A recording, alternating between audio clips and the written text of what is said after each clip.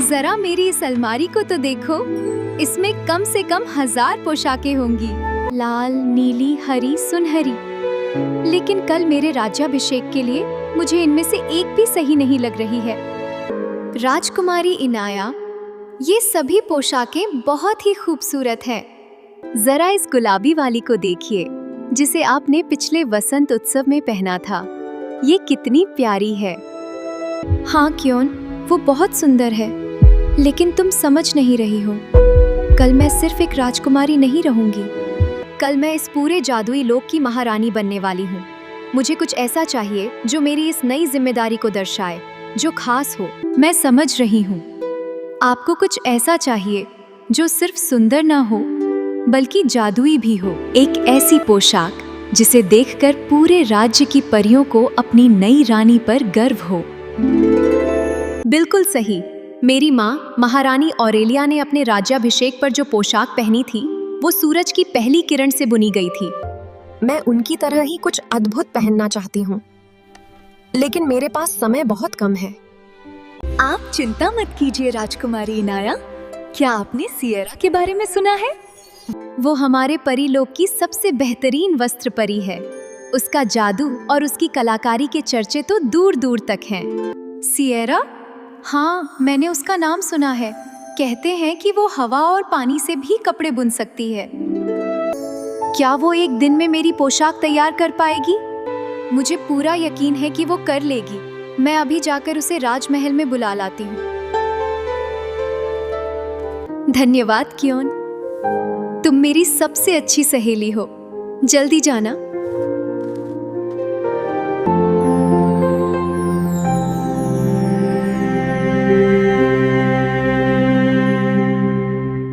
राजकुमारी इनाया, वस्त्र परी सिएरा आ गई हैं। राजकुमारी इनाया को मेरा प्रणाम।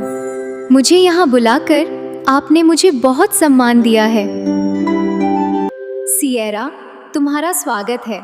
मैंने तुम्हारी कला की बहुत तारीफ सुनी है। कल मेरा राज्याभिषेक है और मुझे एक ऐसी पोशाक चाहिए जो इस दुनिया की न लगे। ये मेरे लिए बहुत बड़े गर्व की बात है राजकुमारी। मैंने आपकी अलमारी देखी, इसमें दुनिया भर के बेहतरीन रेशम और मखमल हैं। लेकिन मुझे लगता है कि कल के लिए हमें कुछ और चाहिए। हाँ सिएरा, मैं साधारण रेशम नहीं पहनना चाहती। मैं चाहती हूँ कि मेरी पोशाक में हमारे जादुई परीलोक की आत्मा बसे। बहुत ही सुंदर विचार है। तो बताइए, जब आप अपनी आंखें बंद करती हैं तो आपको अपनी पोशाक कैसी दिखाई देती है?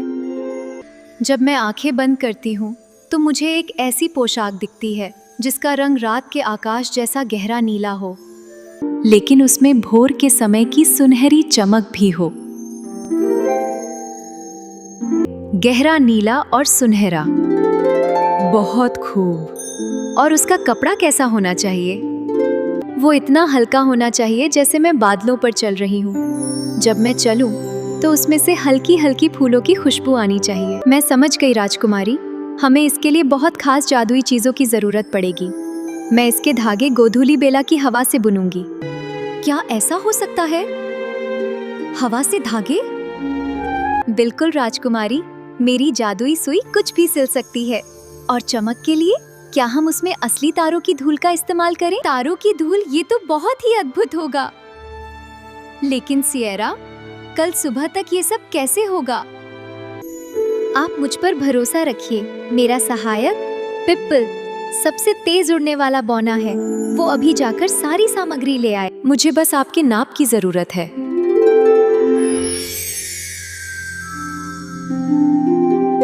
ठीक है क्योन, कृपया सिएरा की मदद करो। जी राजकुमारी। सिएरा, क्या मैं नाप लेने में तुम्हारी मदद करूं? हाँ क्योन, धन्यवाद। कंधे से लेकर पैरों तक बिल्कुल चांद की रोशनी की तरह सीधा। और कमर, ठीक है, मैंने नाप ले लिया है। पोशाक में कोई भारी सजावट मत करना सिएरा। मैं चाहती हूँ कि वो सादगी से भरी हो, फिर भी रानी जैसी दिखे। मैं वादा करती हूँ राजकुमारी, ये पोशाक इतिहास के पन्नों में दर्ज होगी। मैं अब अपनी जादुई कुटिया में जाती हूँ। शाम तक मैं आपको पहली झलक दिखाने लाऊंगी। मैं तुम्हारा इंतजार करूंगी, सिएरा।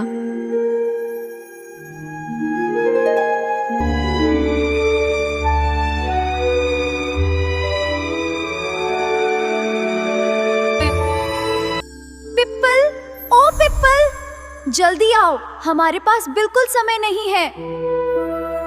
क्या हुआ सिएरा? तुम इतनी जल्दी में क्यों हो? क्या कोई नया जादुई परिधान बनाना है? अरे, ये कोई साधारण परिधान नहीं है। कल राजकुमारी इनाया का राज्याभिषेक है और मुझे उनकी पोशाक बनानी है। हमें तुरंत काम पर लगना होगा।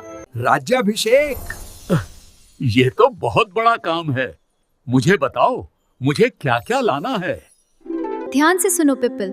सबसे पहले तुम्हें नीले झरने के पास जाना होगा और वहाँ से रात के आकाश का अक्स एक शीशी में भर लाना होगा। उससे मैं पोशाक का रंग बनाऊंगी। नीले झरने से रात का अक्स। ठीक है। और क्या? फिर तुम्हें ऊंचे पहाड़ों पर जाना है। वहाँ जो सबसे पुराना ओक का पेड़ है, उसकी पत्तियों पर जो सुबह की ओस गिरी है, उसकी 100 बूंदें लेकर आना। वे हमारे मोतियों का काम करेंगी। 100 ओस की बूंदें। मैं उन्हें अपनी जादुई थैली में सुरक्षित ले आऊंगा। और सबसे जरूरी बात, पिप्पल, आसमान में जाकर कुछ टूटते हुए तारों की धूल इकट्ठा करना। लेकिन याद रहे, धूल ठंडी होनी चाहिए, गर्म नहीं, वरना पोशाक जल सकती है। टूटते तारों की ठंडी धूल। मैं अभी जाता हूँ सिएरा। तुम तब तक अपनी जादुई सुई और करघा तैयार रखो। जल्दी जाना पिप्पल। मैं तब तक चांदनी को सूत में काटने का काम शुरू करती हूँ।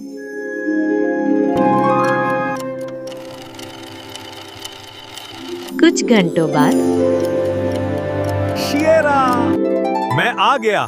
ये देखो, नीले झरने का अक्स, ओस की बूंदें और ये रही तारों की धूल। शाबाश पिप्पल, तुमने बहुत जल्दी काम किया। अब इन ओस की बूंदों को गुलाब की पंखुड़ियों के रस में धो लो ताकि इनमें खुशबू आ जाए। अभी करता हूँ सिएरा। चांदनी का सूत तो बहुत ही चमकीला लग रहा है। हाँ, ये बहुत नाजुक है।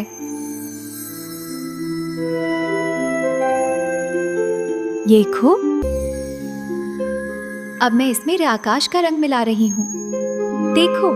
वाह, ये तो बिल्कुल जादुई लग रहा है। क्या मैं तुम्हारी सुई में धागा डाल दूं? हाँ, कृपया। अब मैं सिलाई शुरू करती हूँ। सुई चले हवा के संग, भरे चांदनी इसमें रंग। तुम जो ये जादू के गीत गाकर कपड़े सिलती हो ना, इसी से तुम्हारे कपड़े इतने जीवंत लगते हैं। कपड़े सिर्फ धागों से नहीं बनते पिप्पल, वे भावनाओं से बनते हैं। राजकुमारी इनाया कल रानी बनेंगी। इस पोशाक में उनका आत्मविश्वास और दयालुता झलकनी चाहिए। मैं ओस की बूंदों को आस्तीन पर टांग दूं? हाँ, लेकिन ध्यान से। उन्हें ऐसे टांकना जैसे वे अभी अभी गिरी हों, और किनारों पर तारों की धूल छिड़क दो। सिएरा, ये पोशाक तो सचमुच कमाल की बन रही है। मुझे तो इसे छूने में भी डर लग रहा है कि कहीं मैली न हो जाए। ये जादुई पोशाक है पिप्पल, ये कभी मैली नहीं होती। लो, इसका मुख्य हिस्सा तैयार है। सिएरा, तुम थक गई होगी, थोड़ी देर आराम कर लो। मैं वसंत की हवा को पंखे से कपड़े के अंदर भर देता हूँ। नहीं पिप्पल, ये काम बहुत नाजुक है। अगर हवा थोड़ी सी भी तेज हुई तो चांदनी के धागे टूट जाएंगे। लेकिन तुम्हारी आंखें लाल हो गई हैं। जब कोई कलाकार अपनी सबसे बेहतरीन कृति बनाता है तो थकान उसे छू भी नहीं सकती। देखो, वसंत की हवा ने कैसे इसके घेरे को उठा दिया है। अब ये हमेशा ऐसे ही खिले हुए फूल की तरह लहराएगी। अगली सुबह राज्याभिषेक का दिन आ गया। विज्ञान। सिएरा, मैं कैसी लग रही हूँ? राजकुमारी, आप बिल्कुल एक देवी लग रही हो। इस पोशाक में जो ये ओस की बूंदें चमक रही हैं, वे सचमुच आपकी आंखों की चमक से मेल खा रही हैं। सिएरा, एक निवेदन है। आज तुमने मुझे महारानी बनने का एहसास दिया है। मैं चाहती हूँ कि तुम मेरे राजमहल की मुख्य वस्त्र सलाहकार बन जाओ। अगर आपकी यही इच्छा है महारानी जी, तो मैं इसे स्वीकार करती हूँ। मैं वादा करती हूँ कि मेरी सुई हमेशा इस राज्य की भलाई और सुंदरता के लिए ही चलेगी। लेकिन याद रहे, कपड़े सिर्फ बाहर से सुंदर बनाते हैं, असली सुंदरता तो हमारे कर्मों से आती है।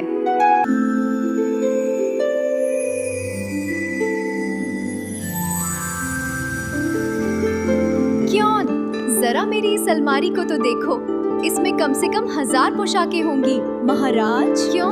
जरा मेरी इस अलमारी को तो देखो, इसमें कम से कम 1000 पोशाकें होंगी। ओह राजकुमारी इनाया, ये तो बिल्कुल सही है। मेरी माँ महारानी ऑरेलिया ने अपने राज्याभिषेक पर जो पोशाक पहनी थी, वो सूरज की पहली किरण से बुनी गई थी। पारीलॉक की सबसे बेहतरीन वस्त्र परी है। उसका जादू और उसकी कलाकारी के चर्चे तो दूर दूर मुझे तक पूरा यकीन है कि वो कर लेगी। मैं अभी जाकर उसे राजमहल में बुला लाती हूँ।